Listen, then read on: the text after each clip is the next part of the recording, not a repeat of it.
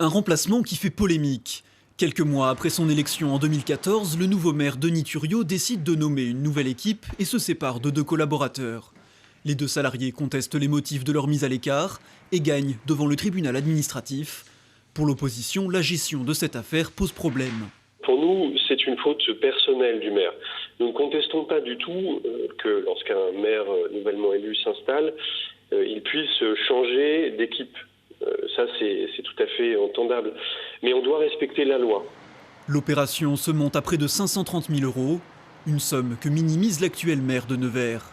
Si 50 000 sont bien dus à la procédure, le reste correspond aux indemnités prévues par le Code de la fonction publique territoriale.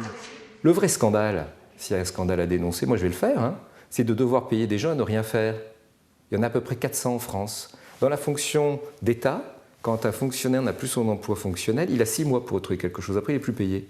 Dans la fonction publique territoriale, donc pour les collectivités, il y a ceux qui cherchent et ceux qui ne cherchent pas. Plus que le montant, certains dénoncent la méthode. Mohamed Lagrib a quitté la majorité, pointant un certain autoritarisme. Il y a des rouages qui manquent au sein même de l'équipe déjà, d'une part, qui ne sont pas forcément au courant de toutes les décisions. Monsieur le maire décide tout seul avec certains. À quelques mois de sa mi-mandat, Denis Thuriot, lui, croit encore dans la dynamique de son mouvement. C'est jamais facile une équipe, il y a des égos qui se révèlent, il y a des tensions politiques, il y a des échéances nationales. Moi, je reste le maire d'une équipe sans étiquette pour des projets de ville, projets d'agglo. En attendant, la ville recherche toujours un directeur général des services, un poste que le maire souhaite mutualiser avec l'agglomération, malgré un premier refus du conseil communautaire.